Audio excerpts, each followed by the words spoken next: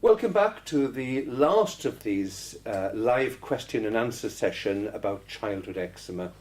This is taking part as part of National Eczema Week, and we're working with the Nottingham Support Group for carers of children with eczema. And I hope you can hear us. Remember, we can't hear you, but we do want to hear from you and your questions on your screen. And in fact, for this last session on practical tips for living with eczema, we've had lots of questions, and we'll do our best to answer them because we've extended the session for 20 minutes. And do remember that after this recording has finished, we're going to make it available freely online, and we'll send you a link. So a number of you have been asking, oh, I missed that bit or whatever. You can listen to part of it or all of it afterwards. So we will be making it available. So thanks for checking with us there. And for this session, I'm joined by my colleague, Nurse Consultant Sandra Lawton. Welcome, Sandra. And also my paediatric dermatology consultant colleague, Dr Jane Ravenscroft. Welcome, Jane. Thank you. So loads of practical tip questions here, and I'm going to start off with one of those great chestnuts, which is, will my child grow out of their eczema? And I'll give you the sort of traditional answer, which is that, you know, the worst thing that you can say to a family is, oh, it's only eczema, you'll grow out of it. Whereas, you know, the studies that I was involved with following families for 20 years suggested it's more like sort of 60% seem to be clear when they're a teenager. But if you follow those people up long enough, maybe they get a bit of a flare in their 20s or whatever. So because it's a predominantly genetic-driven disease, the genes are with you, there's no doubt that eczema tends to improve in childhood. And this is, I mean, I've seen a couple of children in the clinic this morning I've been looking after for 18 years. And I always say, time is on your side for childhood eczema, whereas adult eczema tends to be more persistent. You know, the number of children, even severe eczema, I've seen grow out. But generally speaking, those who have more persistent eczema are those who have early onset eczema, very severe widespread eczema, and often with asthma and hay fever. In other words, they've got a big atopic load. But even in there, I wouldn't give up hope. You know, with good treatment and control, there is a chance that at least it would subside, or you even have long periods without any eczema. And there are other patterns of eczema, and this is why I'm a little bit cautious today, because I think the whole concept of what eczema is about to be exploded by a number of studies that suggest there are different types of eczema. So in clinic we sometimes see this discoid type where you get these thick round patches but actually very little eczema elsewhere, and they tend to do incredibly well. Once the discoid eczema is gone, the skin, you don't see them again. So I think with that type of eczema, even though it can look alarming, it tends to clear. But there are a number of very good studies being done, and I'm collaborating with colleagues in the US looking at the different trajectories of eczema. So some of the traditional sort of teaching about, yes, this sort will grow out and this sort may not. I think there'll be a lot more information in the next few years. I'm a little bit cautious because we are redefining the different types of eczema. But generally speaking, there tends to be improvement in childhood. You may not grow out of it, and there tends to be most of the improvement or apparent growing out during teenage years. So that's a bit about, will my child grow out of eczema? Very, very important question. And there's another question come in here about practical tips of what can I do to help my child's eczema in the night. Jane, what can you do for, you know, child scratching until it bleeds at night? What to do in the night? The night's a terrible time. It's a terrible time because the parents are feeling at low ebb, the child has nothing to distract them, and so if they do wake up, then they will start scratching, and scratching always appears to be worse at night. And the other thing is that children often appear to scratch in their sleep. So they're not consciously awake, but they're scratching, and the parents will often hear that scratching.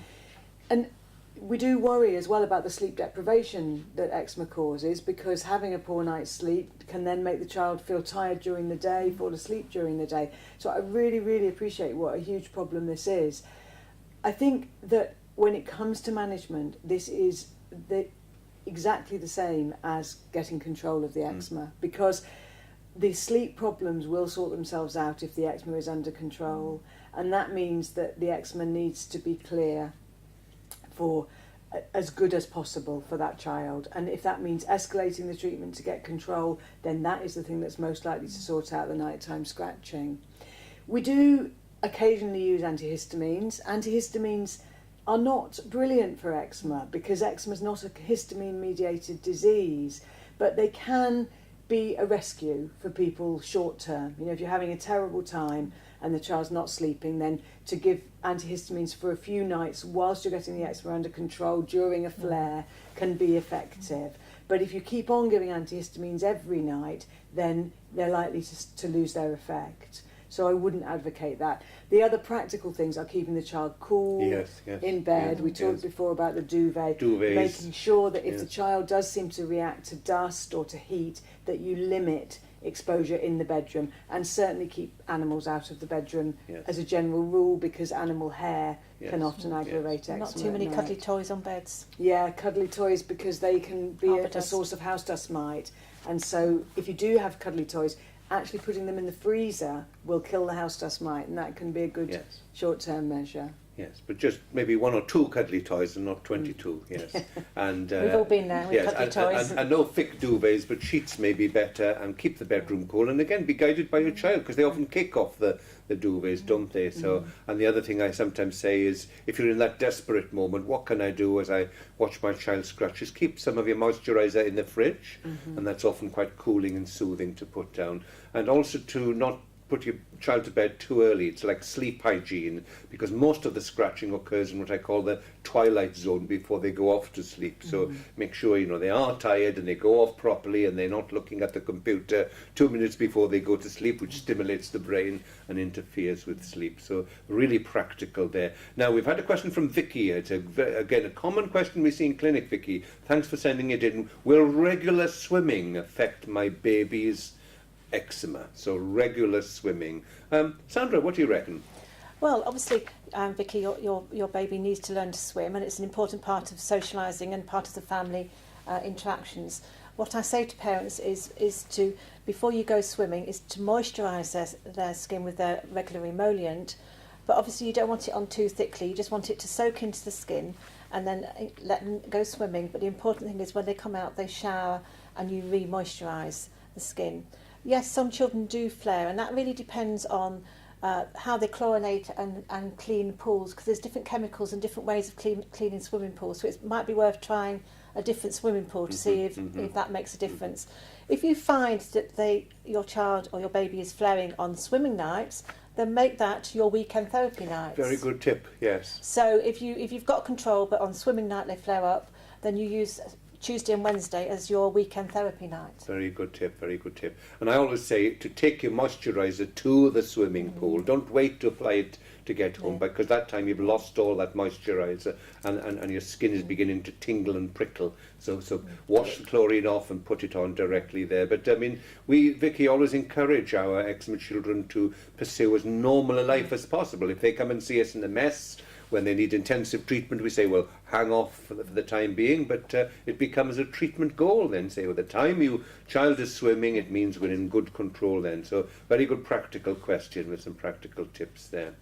Now, we've got another question here. How can I protect my child from picking up a viral infection from cold sores? Jane? So a cold sore is an infection with a herpes virus, herpes simplex virus, and cold sores are very common in all the population. The difficulty with cold sores and children with eczema is that sometimes the cold sore doesn't stay localised, like a little cold sore on the lip, but it becomes more widespread on the skin, and that's called eczema herpeticum. And that's because the immune system isn't as good at dealing with the herpes virus and keeping it in one place if you've got eczema. So this is an important practical tip, because the chances of your child being exposed to a cold sore are much, much higher if they come into direct contact with the cold sore virus. And that is through kissing the child or through touching your cold sore and then touching the child. And the measures that you take to prevent it are just those of stopping direct contact of your child with the cold sore at the time that the cold sore is present. But if your child does contract a cold sore, don't blame yourself, because actually these cold So sores common. are very, very common. Sometimes people can shed them without even knowing that they've got one, and they may have got it from somebody else and not you. So do your practical tips, but if your child does get cold sores, just make sure that you treat the cold sore if it looks as if it's spreading into the eczema herpeticum, and you need to see a health professional urgently for that if that should happen. So we've got some quick fire questions because I'd like to try and get through them. One, Sandra, is can you recommend a detergent? I often get asked that, and I've changed my wash product to a non-bio or bio product. The important thing is there isn't any evidence to suggest one wash product over another.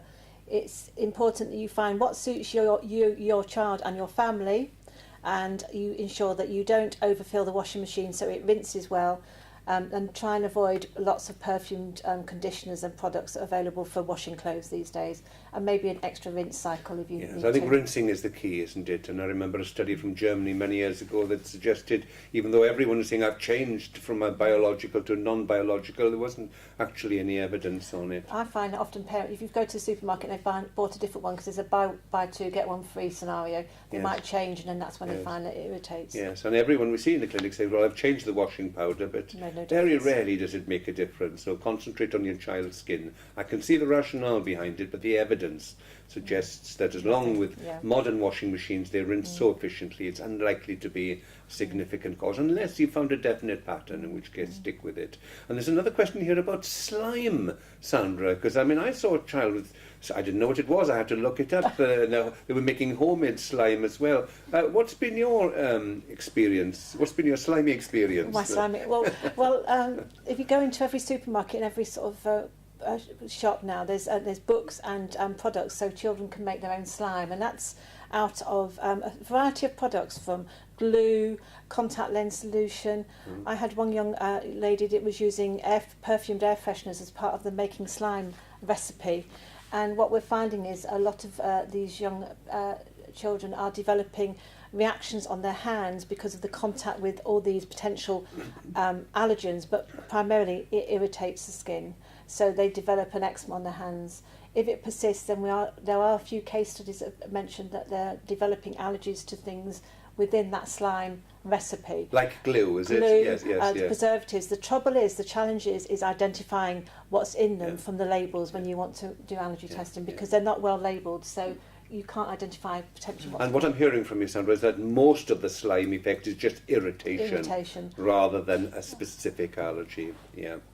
And a question here about how often, we've had something similar, but how often should I bath my child? It's a very common question, and should I be adding anything to the bath water? So frequency of bathing then. Again, there isn't a strong evidence base about how often you should bath your child. I say to the families, find what suits your child. Obviously, there are factors that influence the eczema. So if you live in a hard water area, then we know that in those areas, because we did the sweat study here in Nottingham, that eczema is more common in hard water areas.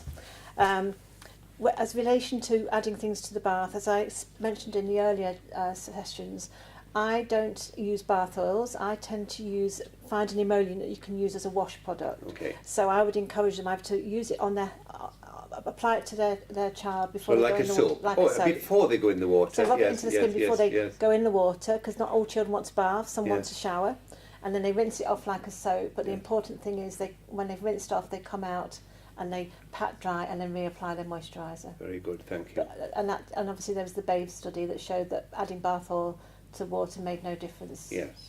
And the frequency of bathing, I always say, will be guided by the child. If they want to bath every day, as long as you've got the time to put moisturisers on, there's no good science to suggest that it's going to be twice a week or once a week. Be guided by the child. And it's fun, isn't it, It's for fun, children? of course. It's a good time where there's contact with the skin, and you can massage your child's skin as well. So it's be guided by the child.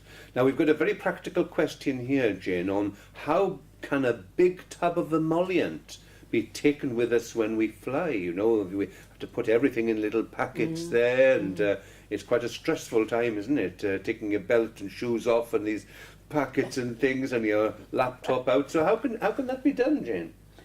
It's tricky, actually. I mean, in general, you're better to put your big pot of emollient into your cabin luggage. Okay. Into your hold luggage. Hold luggage, yes. Yeah, and then you won't have any problem. Yeah. But if you're trying to bring it through in hand luggage, then you are safest to decant it into a small pot, 100ml container. And you can get those containers to take for travel when you go to the supermarket. But of course, you are going to be in a situation where you may not have enough emollient. So you can take a letter from your doctor, you may be okay, but there's no guarantee. And so I think it's safer just to put it in the hold luggage. So if you are taking like a 500-gram tub or half of it being used, you should take a 100-gram tub. So if they are strict at customs, despite a doctor's letter, at least then you've got a 100-gram pot of emollient, which should last, 10 days, especially if you're in a hot country, you may not need so much moisturiser. And a lot of the emollients do produce small little pots that you can buy. So. Okay, very practical. Thanks for that. Now, a very practical question here from Harbour. Thanks for the question. How do I find out my child's triggers? Jane? We spend a lot of time in clinic talking about children's triggers because the multifactorial nature of eczema that was alluded to earlier means that whilst you have a genetic tendency to have the eczema, it may be affected by external things, it may be affected by your microbiome, but there's no doubt that eczema is an up and down condition, and there are things which can trigger your child's eczema. Now, the things people commonly think about are, is it something I've eaten? But actually, food triggering eczema is probably a little way down the list, certainly once you get over young childhood.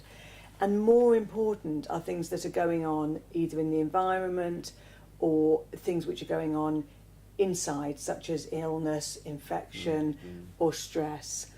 And those things, if you know the possible things that can trigger eczema, then often it will be fairly obvious what has caused a trigger. So if you know that you get hay fever and you go outside and there's a lot of grass around or the grass has just been cut and your eczema flares up on your face, then it's probably fairly obvious. And most children, when they're ill, their eczema will tend to flare up. And again, that can be pretty obvious. But if you want to go into more detail, if your eczema is bad all the time, then it's likely that what you need to do is actually just get better control of your eczema. And then when you've got better control of your eczema using your intensive treatments, you're in a better position to see if something specific is triggering it.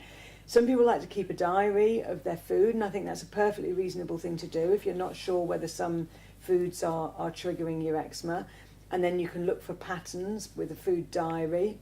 Similarly, you can look for patterns in things like when I bath my child, when the weather changes. But it's not easy because often many different things will be going on at the same time. Not just one thing, is it? Not just one thing. And I like your comment, Jane, on before you explore and experiment, get stability, because eczema has a life of its own. It's up and down. Oh, is it that? Oh, is it that? And it's very, very difficult. You have to get that stability first. And interestingly, because it's a very good question, because a few years ago, Dr. Sinead Langan did a PhD with me about the science behind what causes, what's the evidence that A, B or C triggers eczema, and the evidence isn't terribly good at all. And she did a very good study because we had a hypothesis that it was never one thing. It was maybe this and that and that. It's like a fruit machine when you get to the 3 lemons lining up.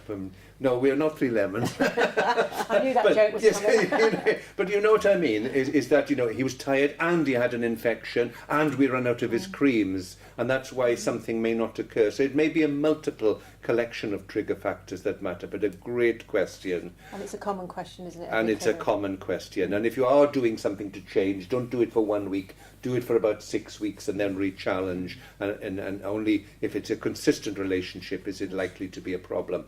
Now, another question from Amanda, and I think it's a good question. It says, should I have a written plan from my doctor? And I would say an unqualified yes. Now, I'm a doctor, but when I see another doctor or a dentist, I'm so busy looking at the faces and nodding and concentrating on other things. If you ask me when I get out of the door, what did he or she say, I've forgotten 80% of it. So I think it's incredibly important to write down and in a graphical way, use this for 10 days, then every weekend, and then what if and what if. I think it's incredibly important. And in fact, there is some research suggesting that written plans in eczema may help treatment and improvement of eczema. So I'd strongly advocate, and if you're not getting a written plan, ask your doctor, do you mind writing that down, please? Or whether it's the practice nurse or whether it's your dermatologist. I think it's incredibly important. And also, if you see a specialist or a GP, ask for a copy letter. Because again, we use lots of fancy terms. What did he say there? Take somebody with you to listen to the consultation. But I think having shared written information is incredibly important. Now, we've had just a final question to finish off, and I think it's a good question because it thinks about the future. And the question is, are there any jobs my child should not consider as a career? So we're thinking maybe about a child with fairly moderate to severe eczema when they're, I don't know, 8 or 9, and starting to think, oh gosh, you know, where shall he go into sciences or engineering or apprenticeship? Or what's your advice, Sandra, on careers? Well, I always say you should follow your dreams, but obviously there are certain careers where you're going to be exposed to things that might trigger a flare-up of eczema. You may have been good in your teenage years or school years, but you start a new career and that your eczema may flare, and that may be because of the stress of a new job. It could be the exposure to things that you're going to be using within that job. So that can be environmental things if you're doing a job outside. It can be things like hairdressing, or in healthcare when you're doing a lot of hand washing and wet, messy work. And so if you're going to go into a job where you're going to be exposed to potential wet, messy work, think about, most organisations or companies will have clear occupational guidance about protecting your skin at work, health and safety aspects of care. So I always encourage everybody to follow their dream. But again, we see young people that have never had eczema that go into these professions, and because of their profession develops problems with their skin. So I think, would you agree, let them follow their dreams, but obviously they make... Absolutely, and some of those might have had eczema when they were a baby and can't remember it, but then when they're exposed to like being a hairdressing apprentice or a beautician and they're washing a lot of people's hairs with shampoo, that's when it tends to come out. But I'm with you, Sandra. I think, you know, some of the best nurses I've seen are those who've experienced eczema themselves, but it does require that extra planning and treatment. What's your advice on careers, Jane? I think it should be considered. You know, I think there is a significant risk and people need to understand that. If people understand the risk, they can make their choice. But, you know, chefs is another one where you do see a lot of problems in chefs. And if you're prepared to take that risk and you want to do it, then yes, follow your dreams. But if you're undecided between two professions and one of them might flare your eczema and the other might not, then I might steer you in that direction. Yes, that's very helpful, thank you. Well, I hope you've enjoyed these sessions with us, and remember that a recording of this will be available afterwards, and we'll send you that link. So thank you to all my colleagues, particularly Nurse Consultant Sandra Lawton. Thank you, Sandra. Thank you. And my colleague Dr Jane Ravenscroft, and we hope to speak to you again next year. Thank you very much. Thank you.